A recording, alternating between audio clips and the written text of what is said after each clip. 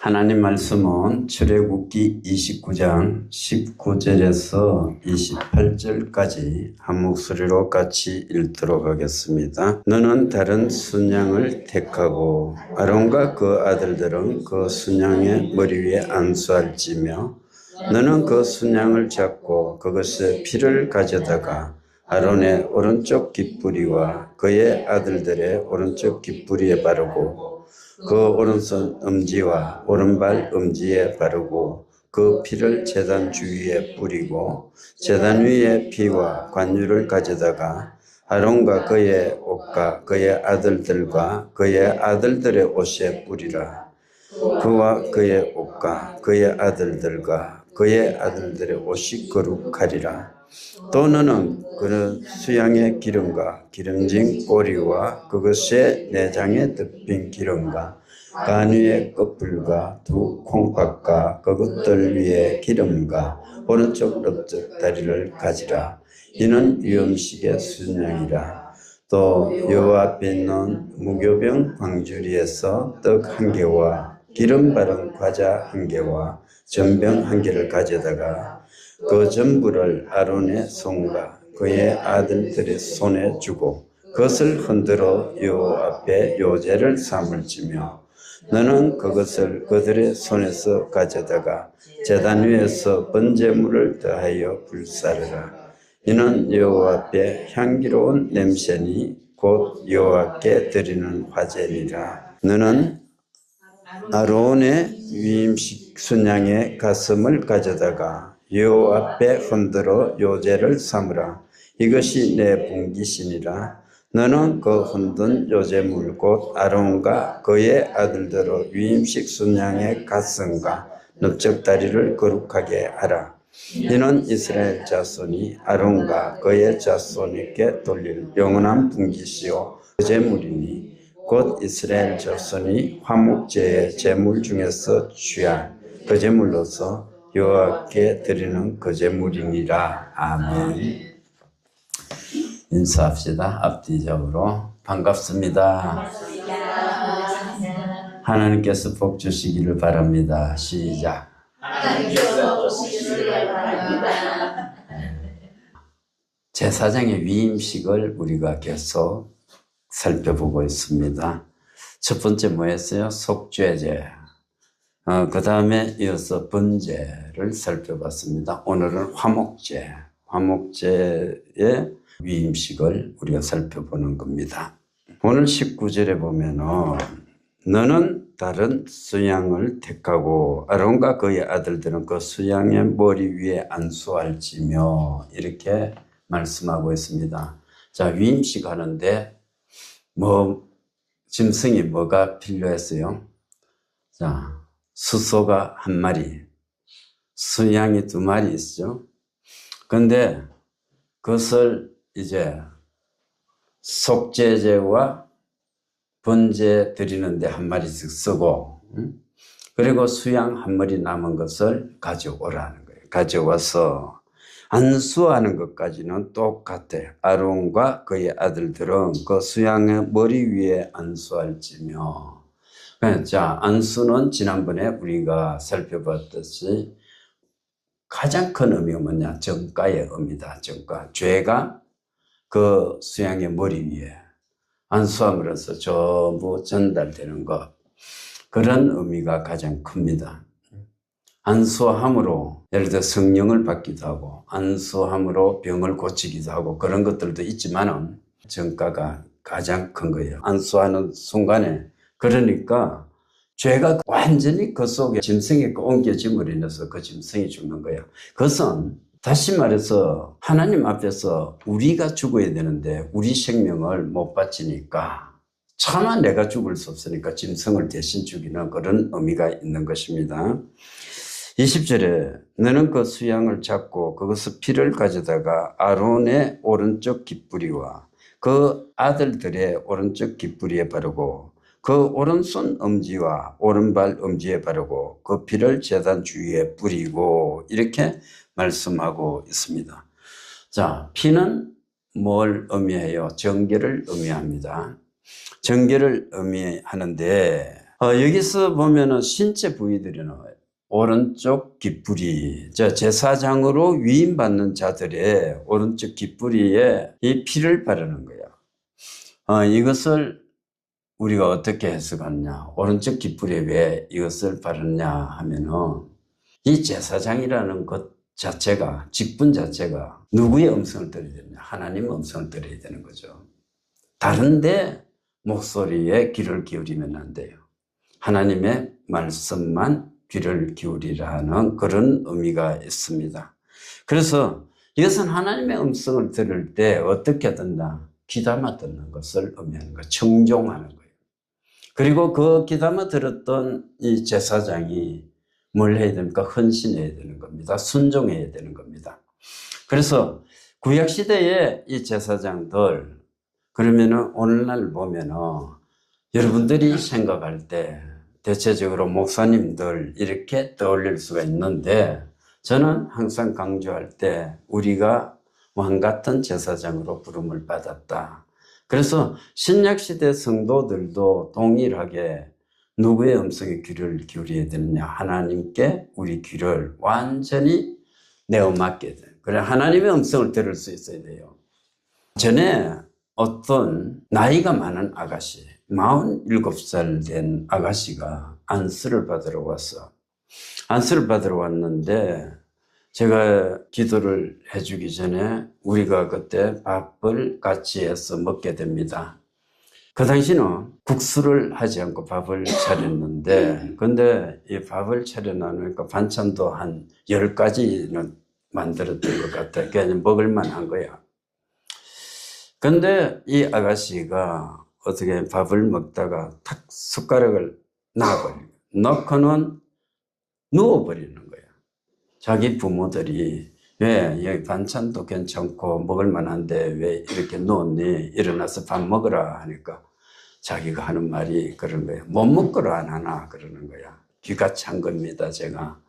그런데 밥 먹다가 그 아가씨 보고 어떻게 기도도 못 해주고 그대로 밥을 먹었습니다. 먹고 나서 그 아가씨에게 이야기를, 제가 마태복음 4장의 말씀을 가지고 예수님께서 그 마귀에게 시험당했던 그 장면을 이렇게 책을 펴서 읽어주면서, 봐라, 자, 귀를 기울여야 할 곳이 있고 들을 소리가 있고 듣지 못할 소리가 있는데 우리는 하나님의 음성에 귀를 기울여야 된다, 이렇게 이야기를 했는데 그 아가씨가 이야기를 하는 거야. 맞아요, 목사님. 아까 이 말씀이에요. 이 말씀.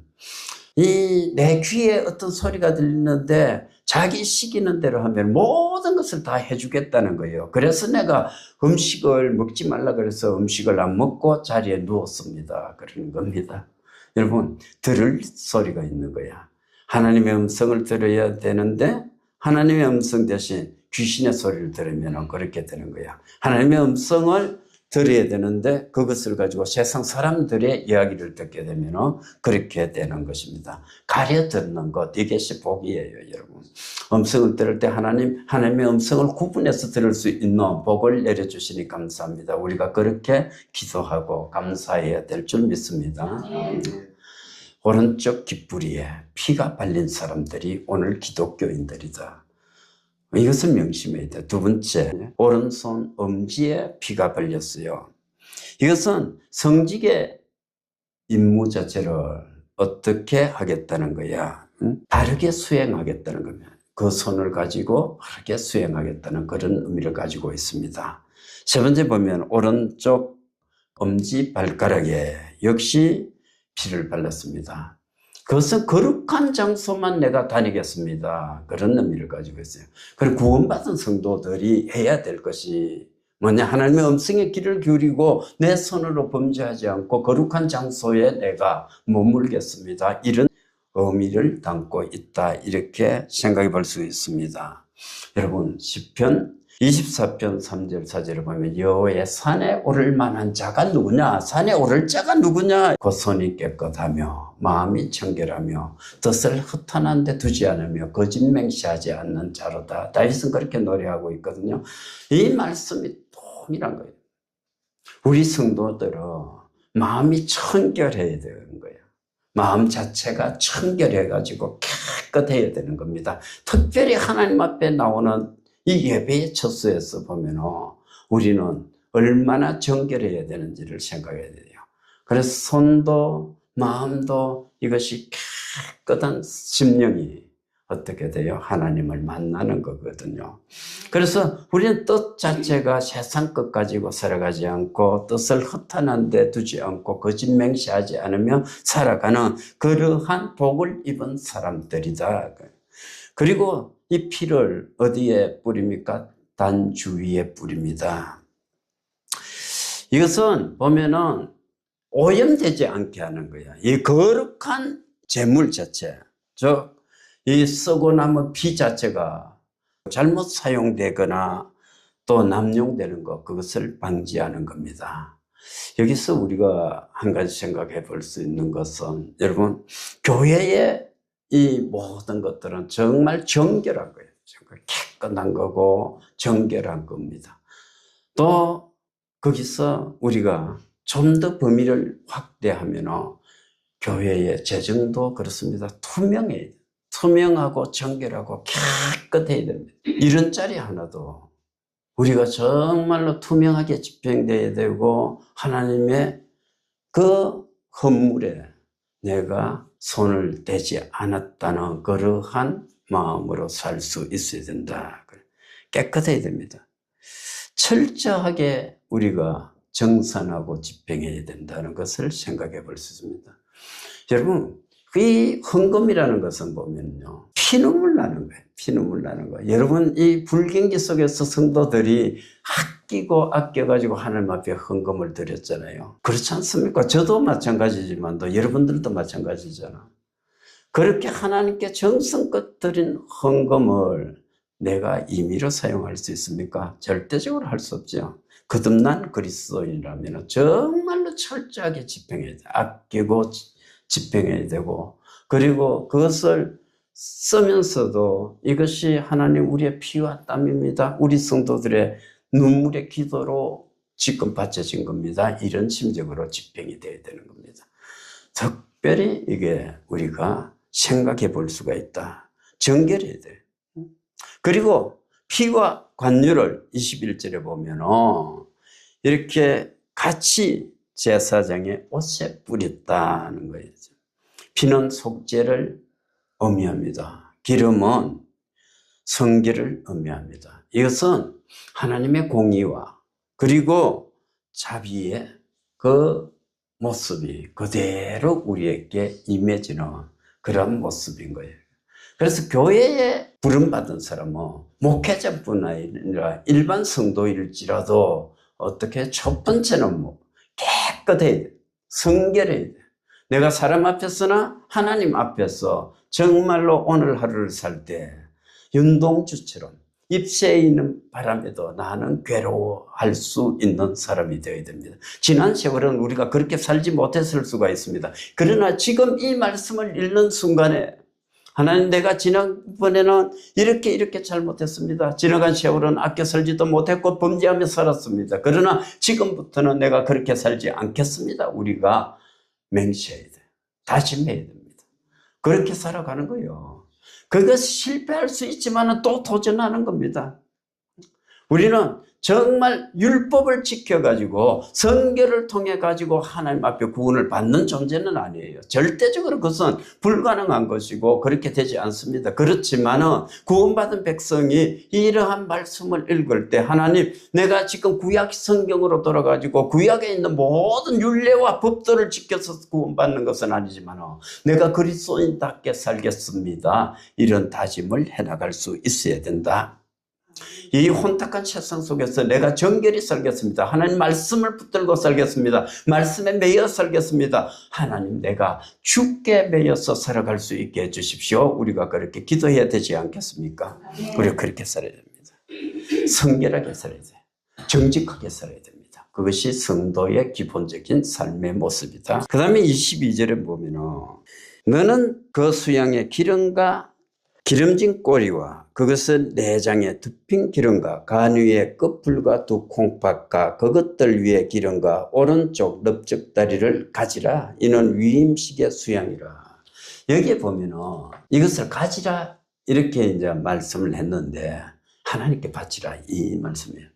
저거 뭐냐면 가장 좋은 거예요. 가장 좋은 거. 지난번에 우리가 읽었잖아. 그죠? 읽을 때 하나님께 이런 것들 하나님께 바치라 이 말씀과 같이 수양의 기름 굉장히 고귀한 거였거든. 짐승을 잡았을 때 이스라엘 백성들이 가장 중요한 것으로 생각했던 겁니다.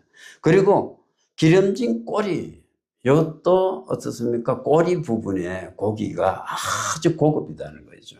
그것하고 내장에 덮인 기름, 간 위에 끝풀 두 콩팥과 그것들 위에 기름, 오른쪽 넓적다리를 전부 다 하나님께 바쳐 드리는 거예요. 하나님께 드릴 때 가장 좋은 것, 이것을 하나님께 바치라는 겁니다. 꼬리 부분은 또 맛이 좋아서 이스라엘에서는 아주 귀한 예물로 여겼다는 것이고, 내장과 꼬리에 덮인 기름 부위는 짐승의 주요 영양을 공급하는 부위로서 힘을 상징하는 것이었습니다. 그리고 위임식 수양이 드려짐으로 인해서 속죄제, 번제, 화목제 이것이 다 공식적으로 완료되는 거예요. 완료되는 거. 그러면 이것이 이제 다 바쳐짐으로 인해서 하나님 앞에 드릴 제사가 드려졌고, 그러면 공식적으로 제사장의 직분이 아론과 그 아들들에게 위임되는 겁니다. 지금까지 누가 그 직분을 감당했습니까? 모세 혼자서 했거든. 그런데 모세 혼자서 했던 것이 이렇게 속죄제, 번제, 화목제를 드림으로 인해서 이제는 그 실제적인 직분자들, 아론과 그 아들들에게 제사장 직분은 위임되는 것이다. 이렇게 볼 수가 있습니다. 그 다음에 23절, 24절은 보면 소제예요, 소제. 23절은 보면은 또 여호와 앞에 있는 무교병 광주리에서 떡 1개와 기름 바른 과자 1개와 전병 1개를 가져다가 그 전부를 아론의 손과 그의 아들들의 손에 주고 그것을 흔들어 여호와 앞에 요제를 삼을지며, 이렇게 말씀을 하고 있습니다. 소제는 이 곡식 제사인데 원래 소제만 드려지는 것이 아니라 곁들여 드려졌다는 것을 우리가 알 수가 있습니다. 이 소제물을 가져다가 넘겨주게 되는 것입니다. 지금까지 모세가 가졌던 제사장의 권한을 이 소제물을 아론과 그 아들들에게 줌으로 인해서 모세의 직분 자체를 공식적으로 위임하는 그런 장면이 이 말씀이에요. 그래서 23절과 24절은 내가 가졌던 그 직분을 너희들에게 준다는 그런 의미를 가지고 있습니다. 그래서 여기서 보면 흔들어서 요제로 삼아라 이렇게 말하는데, 제사가 여러분 헷갈리기 쉬워. 자, 구약에서 제사는 레위기 1장에 가면 우리가 또 볼 건데, 제사는 5가지 종류가 있었습니다. 뭐가 있습니까? 번제가 있었고, 그리고 소제가 있었고, 속죄제, 속건제, 화목제 5가지 종류가 있어요. 근데 이 제사장 위임식 때는 우리가 보면 속죄제, 번제, 화목제 3가지를 드리는 겁니다. 근데 제사의 종류는 그렇게 돼 있는데 제사를 드리는 방법에 따라 가지고 또 요제가 있어요. 요제는 흔들어 바치는 제사. 거제가 있어요. 들었다가 넣는 제사. 화제가 있고 또 전제가 있어요. 전제라는 것은 부어드리는 거예요. 포도주 같은 것을 부어드리는 것. 이렇게 제사 종류가 여러 가지가 나오는데, 제사는 5가지가 있고 그 드리는 방법이 이렇게 요제도 있고 거제도 있고 화제도 있고 전제도 있다는 것을 또 알아둘 필요가 있습니다. 그런데 요제와 거제가 의미하는 게 뭐냐? 이것은 들었다가 흔들어서 다시 이렇게 내리는 거야. 이것은 하나님께 드렸던 것을 다시 되돌려 받는다는 의미가 있는 것입니다. 그래서 이 요제물 자체가 높이 흔들었다가 내리게 되는 건데 다시 이 제사장에게 주는 거죠. 그런데 이것이 보면은 화제로 드릴 때 향기로운 예물이 되는 거고 향기로운 냄새가 되는 것이라고 25절에 말씀하고 있습니다. 이 향기로운 것, 이것은 하나님이 받으신다는 의미가 있습니다. 여러분, 우리가 아무리 정성을 다해서 예배를 드린다고 해도요, 하나님께서 받아주시지 않으면 의미가 없잖아요. 지난번에 이 말씀도 했습니다만, 그래서 더 이상 강조할 필요는 없습니다. 그런데 문제는 뭐냐? 내가 예배할 때 하나님께 드릴 때 하나님께서 받으셔야 되는 거예요. 기도를 한 줄 해도 하나님께서 들으셔야 되고 응답해 주셔야 되지 않습니까? 그럼 그것을 위해서 우리가 노력해야 되는 겁니다. 그런데 우리가 그러한 것들을 실제적으로 간과하며 살아가는 거예요. 내가 기도를 드려놓고도 응답이 안 오는데도 편안한 거야. 응? 여러분 생각해 보십시오. 내가 어떤 기도가 있다는 것은 절박함 속에서 기도하는 거잖아요. 그런데 절박함 속에서 기도를 했는데 그것이 응답이 오지 않았는데도 평안해질 수 있습니까? 아니죠, 그죠? 내가 정말로 기도할 제목이 있어가지고 하나님 앞에 매달렸다면은 그 기도가 응답되어질 때까지는 내 심정이 막 타고 녹아야 되는 거야. 정말 하나님 이거 안 해주면 안 되는데요. 이 심정이 있어야 되는 것 아닙니까? 근데 그런 갈급함이 실제적으로 우리는 말을 할 때는 갈급한 심정으로 나왔습니다. 하나님 어떻게 해주십시오. 이렇게 말은 하는데 그렇지 않을 때가 있어요. 오히려 뭐 기도에 응답되든지 말든지 내가 평안히 눕고 자기도 하리니 이렇게 되어버리는 것 아닙니까? 바꾸십시오. 하나님, 내가 정말로 이 기도는 응답받아야 되는데 응답해 주십시오. 이렇게 돼. 또 예배 때마다 우리가 느껴야 되는 것은 뭐냐? 내가 어떤 자격이 있거나 공로가 있거나 그래서 여기 나온 것 아니잖아요. 무엇을 느껴야 됩니까? 하나님의 임재를 느껴야 돼. 예배 때 하나님을 만나지 못하고 그냥 돌아가면 안 됩니다. 우리는 그 하나님의 임재 현장을 느껴야 되고 그 속에서 내가 하나님이 말씀하시는 음성을 들어야 되는 겁니다. 그냥 목회자 얼굴 보러 교회 나가지 마십시오, 여러분. 목사는 사람이야, 사람. 그런데 그 목회자를 만나고 집에 가는 것으로 만족해가지고는 안 되는 거야. 문제는 뭐냐? 하나님을 만나야 돼, 하나님을 만나서 하나님이 나에게, 물론 그때 목사님이 단에서 선포하는 말씀은 어떤 겁니까? 하나님께서 그 입술을 주장해서 하시고자 하시는 말씀을 들려주시겠죠. 그리고 그 음성을 하나님께서 지금 나에게 주시는 음성으로 들을 필요성은 있는 거죠. 그러나 인간 그 목사님을 만나러 가지 말고 어떤 집사님이나 권사님이나 장로님이나 그분들 때문에 교회 가지 마십시오.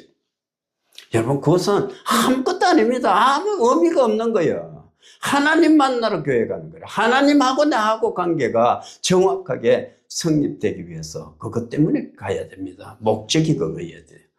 내 체면 때문에 교회 갑니까? 여러분, 내가 오늘 밤에 예배를 드리지 않으면 내가 교회 빠지면 목사님이 어떻게 생각할까? 장로님이 어떻게 생각할까? 내 옆자리에 있던 권사님이 어떻게 생각할까? 그것 때문에 교회 간다면 그 예배 할 필요 없습니다. 가지 마십시오. 그런 예배는 실제적으로 하나님 만나러 가십시오.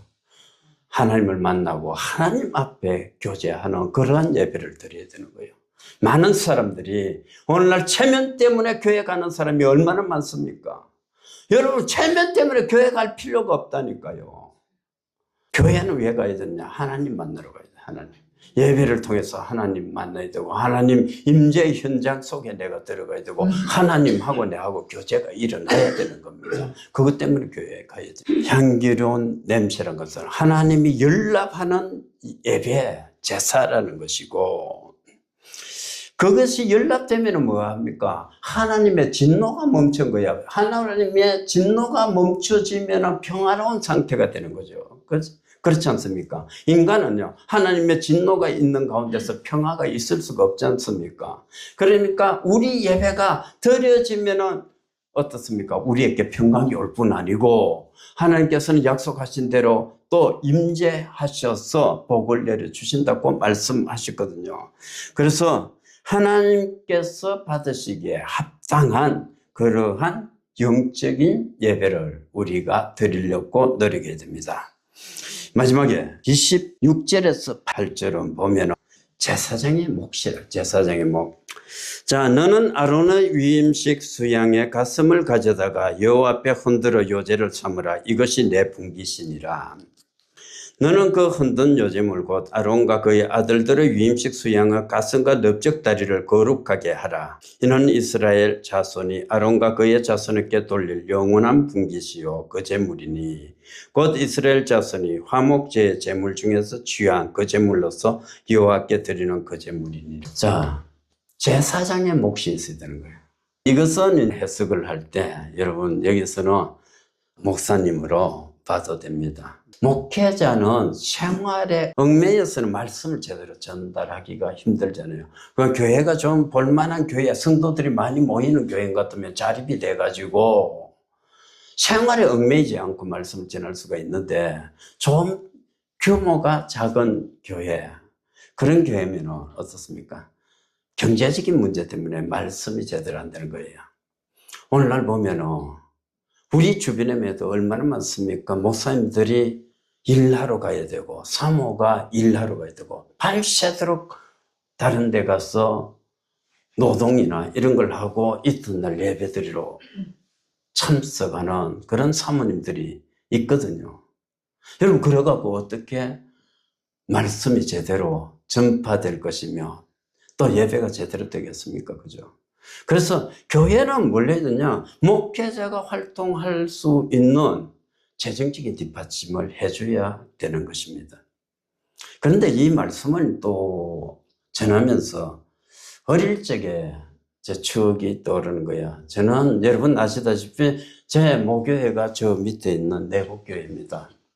처음에 교회 갔을 때 총각으로 몇 년을 다니고 나니까 집사로 임명을 하는 거야. 그러니까 이제 집사로 임명이 됐는데, 거기에 같이 교회에 출석하는 분들은 할머니들 몇 분이 계셨습니다. 그러니까 11조를 바칠 수 있는 사람은 저 혼자였습니다. 그 당시 전도사님이 계셨는데 사례를 한 달에 10만 원을 정했습니다. 그러니까 10만 원을 줄 수가 없는 거예요. 1년에 한 번쯤 당회장 목사님이 순회를 하는 거야. 순회를 하면서 그 교회에 세례 줄 사람은 세례를 주고 임직을 시키고 이렇게 합니다. 그래서 목사님하고 사모님하고 오셨더라고요. 그래서 저는 농촌교회가 너무 힘들잖아. 그래서 목사님하고 사모님한테 지원을 좀 해달라 그랬거든요. 그러면서 그랬습니다. 목사님, 우리 사례를 못 드리고 있습니다. 그러니까 사모님이 팔자 그래. 집사는 도대체 뭐 하는 거고 그러는 거예요. 그 당시에 집사는 나 혼자밖에 없었던 것 같다. 나는 총각 집사인데 결혼도 안 했는데, 그죠? 집사는 도대체 뭐 하는데 논을 팔아서도 목사 사례는 줘야 될 거 아이가. 여러분, 그러면 그게 또 대화가 막혀버리는 거야. 내가 어떻게 논 팔고 뭐 내 임의로 팔 수 있는 것도 없는데 내가 어떻게 그 사례를 다 충당합니까? 그죠? 동떨어진 소리 하면 이것도 안 맞아. 목회자들이 또 사모님들이. 그죠? 이 말씀을 생각하면서 저는 정말 이제 감사하게 생각하는 게 우리 교회는 그래서 그렇잖아. 물질 때문에 궁핍함을 느끼지는 않잖아요. 그래 그게 감사하고 두 번째 보면은 젊었잖아. 우리 교회는 보면은 나보다 연세가 많아가지고 요양원 모시고 간다든지 내가 시장 봐줘야 된다든지 병원에 모시고 가야 그런 분들이 아무도 안 계시는 거 얼마나 행복한지 몰라요. 하나님 감사합니다. 정말로 성도를 한 사람 보내줘도요. 저보다 나이가 우리 무사장님 저보다 한 살 많지만은 뭐 비슷하잖아. 그래. 근데 저보다 젊은 사람 보내주니까 얼마나 감사한지 모릅니다. 정말로 그런 겁니다, 여러분. 이제 말씀을 맺을까 합니다. 이제 제사 세계를 지남으로 인해서 완전히 의식이 끝나는 거예요. 제사장으로 위임을 받는 겁니다. 오늘 말씀을 우리가 더듬어 보면 성도는 뭡니까? 정결해야 된다. 깨끗해야 된다. 그것을 다시 한번 생각해 볼 수가 있습니다. 듣는 것, 행하는 것, 그럼 이것을 우리가 조심해야 된다. 정말로 있어야 할 곳에 있고 들을 소리를 듣고 전해야 될 소리를 전하는 그러한 사람이 되어야 된다.